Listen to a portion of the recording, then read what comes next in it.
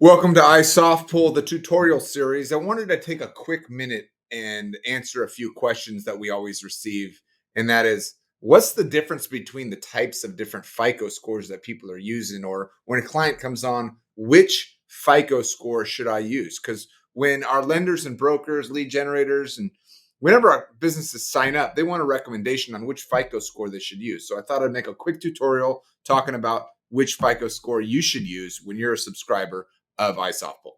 All right, so let's just go to the heart of it. Let's go to the source. Let's go to myfico.com and look at it. And here we're going to learn about exactly what different FICO scores are. So check out this website. It's called myfico.com. And myfico.com is a consumer site where people can learn about their own credit and monitor their own credit. Some of you might know about it. That's not what we do. We provide credit scores to businesses that want to pull credit on their customers, but we are an authorized reseller of FICO. So let's take a look at it.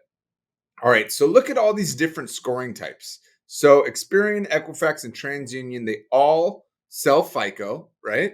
And they all append FICO to their credit reports. And there's just so many different versions. We have 9 and 8. We have Bank Card 2, Score 3. We have an auto score, right? Let's keep going down. Is there any more down here? There's FICO Score 10T and 10. And so let's talk about why there's so many different FICO scores out there and what FICO score is important to you as a consumer and what FICO score is important to you and your business. So we'll talk about why there's so many different FICO score types.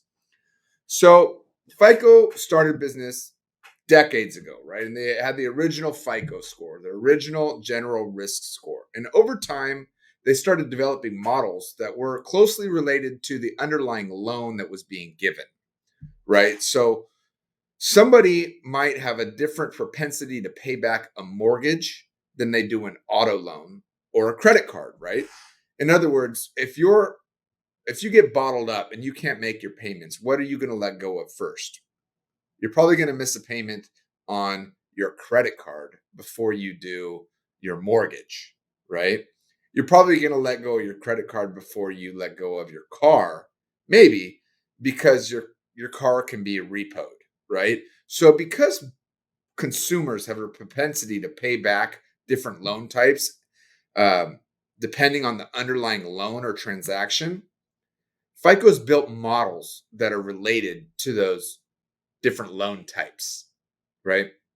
Now, also consumer behavior has changed over time. Like in the 80s, it wasn't good to have debt, right? If you used a credit card, it's because you were in a pinch.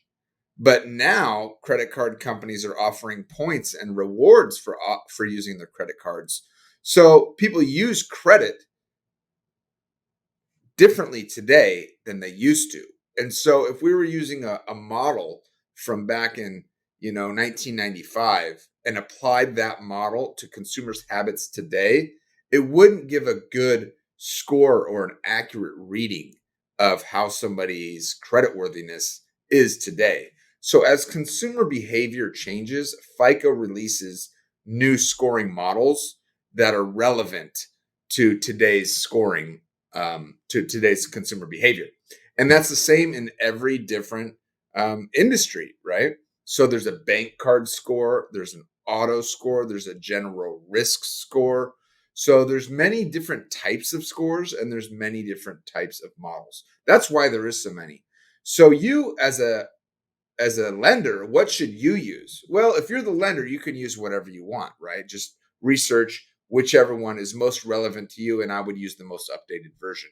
But if you're a broker or you are a lead generator, I would ask, and you're a customer of ours, I would ask, what model does the lender use? And that way, when you pull the credit report through iSoftpull, you're going to get the exact same credit report that your lender would be using, right?